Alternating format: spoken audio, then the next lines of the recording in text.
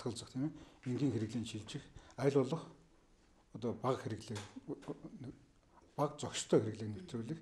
За үйлдвэрлэлийн түвшинд бол мэдээж том асуудал яригдсан тийм ээ. Уушгаа нэмэгдүүлэх, одоо аль болох хаягдл багтаа үйлдвэрлэл явуулах гэх мэт олон асуудал байгаа да. Гэхдээ өнөөдрийн бидний ярианы гол сэдэв бол ер нь иргэн болгон тэр тусмаа залуучууд юу хийх вэ гэдэг нь их чухал байна. Тэгэхээр залуучуудын нэг хийх гол асуудал бол энэ одоо иргэн болгонд бид нар очиж асуудлыг шийдвэрлэх талаар мэдээлэл өгөх хэцүү шүү дээ. Тийм учраас бол энэ залуучуудын нэг үүрэг бол өөрсдөө манлайлж оролцохоос гадна тэр улсуудыг оролцоход одоо мэдээлэл түгээгч байдаг юм уу те.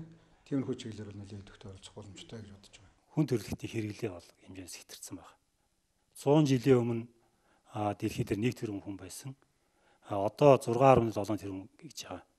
Хэрэглээгээр нь тооцох юм бол өнөөдөр нэг хүн 100 жилийн өмнөхтэй харьцуулбал 1000 дахин илүү эрчим энерги зарцуулж байна. Хэрэглээгээр нь хүн дэлхийн хүн амыг тоолох юм бол дэлхийн хүн ам 6.7 тэрбум биш 6.7 тэрлэн болтлоо өссөн байгаль экосистемийг ачаалж байна.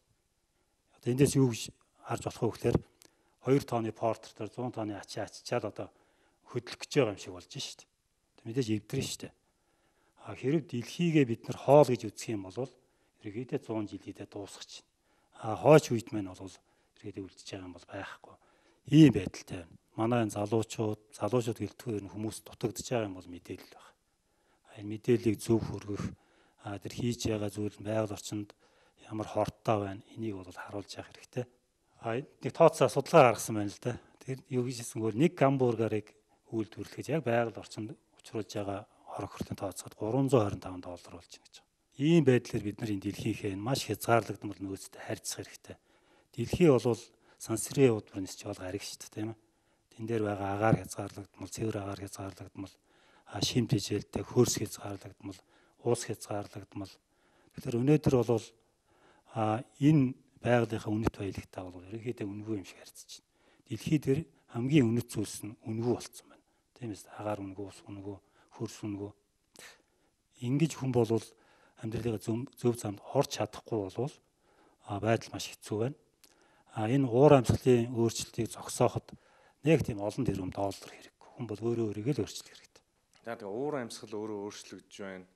Уур амьсгалын өөрчлөлт одоо хүн төрөлхтний ирээдүйд занал хийлж байна гэсэн мэдээлэл бол тэртээ тэрэнгүү хүн болгонд байдаг. Хүн болгон энийг гэхдээ чихнийхээ хажуугаар өнгөрөөгөөд шиг санагдаж байна л да. Өнөөдөр уур амьсгалын өөрчлөлтөнд нөлөөлөхийн тулд стаканд шүдэ угаахтаа стаканд ус хийж угаах, гэрлээ унтраах, сүүн гэрэл эрчим хүчинтэй эмнэлтэд сүүн гэрэл хэрэглэх нь юунд ашигтай вэ гэдгийг өргөн утгаар нь харж тэрийг сэтэл болгож зуршлаа өөрчлөх юм бол илүү үр дүнтэй болов уу гэж миний хувьд бодож байна л да. Яагаад вэ гэхээр өнөөдөр миний унж байгаа машин өндөр хүчин чадал, өндөр бензин хэрэгэлдэг байх нь чухал уу? Эсвэл миний хэрэглэн чухал уу?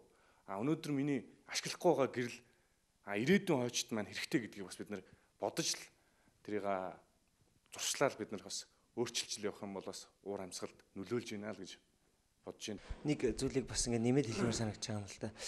Бас ингээд хүмүүс аюу гэдэг бүр ингээд том улс төрийн хэмжээнд ч юм уу эсвэл бүр ингээд олон улсын хэмжээнд энэ талаар яриад ахаар хүмүүс юу гэдэг за энэ бол надад илүү наалтастай зүйл биш юм байна гэдэг ч юм уу эсвэл энэ бол дээгүүрээ яриа шийдчих зүйл гэдэг ч юм уу иймэрхүү байдлаар нөгөө өөрөөсөө их холдуулах юм хандлага бас байгаа юм шиг надад санагддаг. Тэгэхээр энэ уур амьсгалын өөрчлөлт таны хийж байгаа нэг үйлдэл эргээд танд хамааралтай, таны хүүхдэд хамааралтай гэдгийг өөрт нь их хүн болгон руу нааж ойлгуулах юм бол үр дүнтэй болох юм шиг санагдаж байна. Гэхгүйгээр юу гэдэг чимдээ та одоо гэдэг хааваас апргийн нэг хүнийг аврахын тулд өнөөдөр гэрлээ яв хэрэгэл гэдэг ч юм их дэлхийгээ хайрл гэдэг инхээр хэдий энэ маань сайхан уриалгач гэсэн нэг талдаа өнөөдөр бол хүмүүс илүүтэйгээр юу хардаг байсан бэхээр энэ асуудал өөрөө надад ямар хамааралтай. Миний амьдралд энэ асуудал юуг өөрчлөх гэдэг тал руугаа илүү хүмүүсийн маань үгдийн үзэл санаа хандлага нь явж байгаа учраас гэрлээ та унтраас нар танд л ашигтай, танд л хэрэгтэй зүйл. Буцаагаад ингээд юу гэдэг нөгөө дадал хөвчлөө өөрчлөх нь эргээд танд нөлөөлнө гэдгийг илүү бас ойлгуулах юм бол үр дүн гарах хэрэгтэй юм шүү. Тэгэхгүй ингээд дээгүр яриад эсвэл үгд энийг бүр ингээд их том зүйл болгоод ирэнгүүт хүмүүс өөрөөсөө тэрийг холдуулж ойлгодог. Тэгээд тэр нь үйлдэл болохгүй бах. Ийм бас хандлага байна уу да гэж зүгээр залуу хүний хувьд хардаг. Тэгэхээр бас энэ зүйлийг бол хүмүүс бас өөртөө нааж миний хөв нэмэр, далаа тусал нэмэр гэдэг шиг жижигхэн ч гэсэн энэ миний хөв нэмэр нөлөөлнө гэдэг талаар л хандах хэрэгтэй юм шүү. Нөгөө талаас бас юу гэж харж болох вэ гэхээр тэртээ миний энэ гаргаж байгаа те жоох хэрглэж байгаа жоох ус тэнд хэрглэж байгаа уул уурхад хэрглэж байгаа тон усны хажууд юу ч биш учраас би хэрглэж ил таарна гэд хүн болгон гэх юм бол нөгөө 6 тэрбум хүний хэрглэж байгаа тэр усыг үржүүлээд үзэнгүүт ахаад асар их болчихж байгаа. Тэгэхээр нөгөө хүн болгоны нэг гэдэг зүйл нийлээд 1000 болдог учраас тэрийг хүмүүс их анзаараасаа л гэж үздэг. Энэ дээр бол юу нөлөөлөд байна гэхээр одоо эрчим хүчний үйлдвэрлэл одоо бид нар малтмал түлш их шатаадаг шүү дээ тийм ээ. Эрчим хүч үйлдвэрлэлийн тулд их хэмжээний нүүр шатааж байгаа тийм. Бас тодорхой хэмжээний шингэн түлшүүдийг хэрэглэдэг тийм автомашинд хэрэглэдэг. Гэх мэтчлэн иймэрхүү хэрэглээ чинь яг тэр хөлмжийн хий гэдэг юм чинь агаар мандалд их хэмжээгээр хөрөмтлүүлж байна. Өөр нэг анхаармаар юм бол өнөөдрийн гаргасан хөлмжийн хий гэдэг маань агаарт ингээд утаа шиг сарнаад алга болчихдгоо.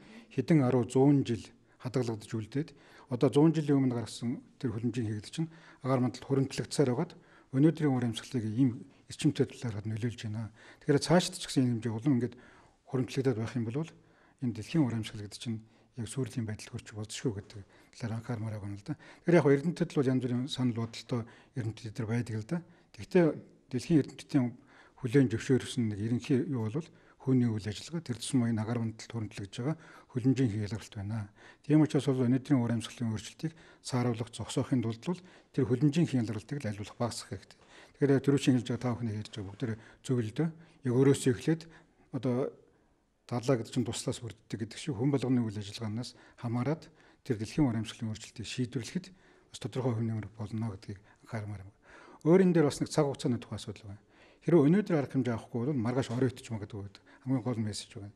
Тэн дээр бас анхаармаар байна. Тэгэхээр өнөөдөр дэлхий дээр жилд 56 тэрбум амьтан нийтэлж 275 сая тонн мах хэрэгжилж байна. Ерөнхийдөө хүн төрөлхтөн бол махчин болцсон юм байна л да. Тэрний үр дүнд энэ далайн доор экосистем сүрч чинь тийм ээ өхмөл өсвөлгээд хилж байна.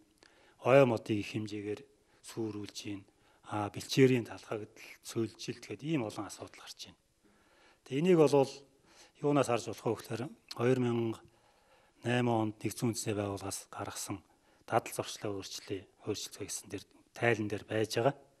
Тэгэхэд дэлхийн хүнсэндээ мах хэрэглэдэг хүн бол жил 6 тонн хөлмжийг ялгаруулдаг гэж байгаа. Тэгэхэд цагаан хоол идэх мах хэрэглэдэг хүмүүс бол одоо жилд 1 тонн ч гэдэг юм уу тийм ээ. Ургамлын гаралтай хүнс хэрэглэдэг хүн бол 100 ерөнхийдөө.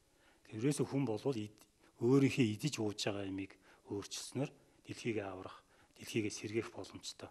Тэгээд энэ хөлмжийн ялгаруулалтын бараг тал гаруй хувь нь энэ махны үйлдвэрлэлтэй холбоотой гэж байна. Тэгээд зүгээр энгийн жишээ хэлээ л да.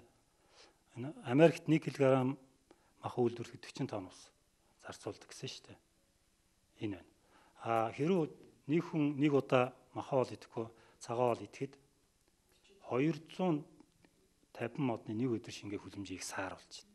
Ерөөсөө ийм жишээнээс бол хүн харж болж байна. Энэ амьдралын маягаа өөрчлөх энийг хийхэд бид нар мөнгө хэрэггүй. Бид нар одоо гараад идэх болноосоо эхэлж байна.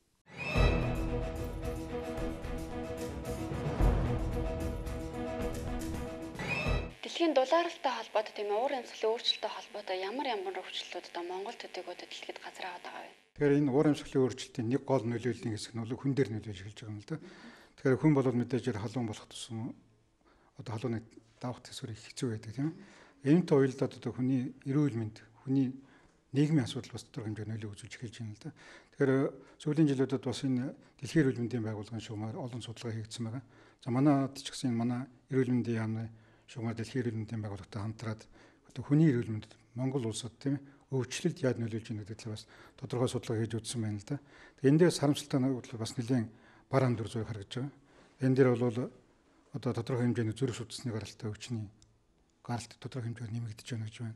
За мөн тодорхой нэг хол улсруулах хэрэгтний үйл ажиллагаатай холбоотой тодорхой өвчний гаралт өвчлөлтөнд тодорхой хэмжээгээр нэмэгдэж байна гэж байна. Өөр бас нэг санаа зовох асуудал бол одоо нэгэнтээ ингэ дулаараад байгаа учраас манай ч өмнө хуучин сэрүүн байдаг нөхцөлд бол одоо сэрүүн орон учраас халуун оронд ажиглагддаг байсан тийм янз бүрийн халдварт өвчин бараг байдаг байсан юм байна л да. За гэтэл бол одоо ингэ дулаарч байгаа нөхцөлд бол урд манад хязгаарч гарч байгаагүй халуун орны тийм халдвартай янз бүрийн өвчнөд гарах магадлал тодорхой хэмжээгээр нэмэгдэж байна гэж байна. За эхний тохиолдол бас тодорхой хэмжээгээр бүртгэгдэж одоо Монгол оронд гарцсан байна гэж байна. Тэгэхээр ер нь бол тийм ээ дэлхийн уур амьсгалын өөрчлөлттэй холбоотой залуучуудын байгууллага төрийн бас байгууллагууд нийлэн хамтраад юу хийж байгаа юм бол ямар ажил хийж байгаа вэ? За хамгийн сүүлд ерөнхийдөө нэг скаутын холбоо тэгээд Нобелийн залуучуудын зөвлөх холбоороо найрамдал туслан тэгээд нийслэлийн засаг даргын нийслэлийн хүүхд залуучуудын хөгжлийн газар тэгээд нэгдсэн үндэсний байгууллагын хүүхдийн сан зэрэг хамтраад эко илч буюу одоо уур амьсгалын өөрчлөлт бидний ирээдүй гэд хүүхд залуучуудын чуулганыг одоо байгуулад зохион байгуулад ерөнхийдөө кампанид ажил өрнүүлж байгаа. Тэгээд давхар маш олон байгууллагууд байдаг да байгаль орчин залуучууд за дээрэс нь нөгөө уур амьсгалын өөрчлөлтийн эсрэг гэд эдгээр маань тусдаа л үйл ажиллагаа явуулаад байгаа болохоос биш яг нэгдсэн нэг ажил хийсэн бол миний түрүүний хэлсэн том ажил байгаа. Тэгээд дараагийнх нь болохоор MSD-ийн орж байна да. Тэгээд ерөнхийдөө яг залуучууд маань эхнээсээ хийж эхэлж байгаа. Гэхдээ бид нарт бас мэдээлэл хэрэгтэй байгаа, мэдлэг бас хэрэгтэй байгаа. Тийм учраас яг нөгөө шинжилгээ ухааны энэ байгууллагуудтай тий боловсролын байгууллагуудтай хамтарч яг энэ уур амьсгалын өөрчлөлтийн талаарх бид нар мэдлэгээ дэвшүүлэх шаардлагатай байгаа.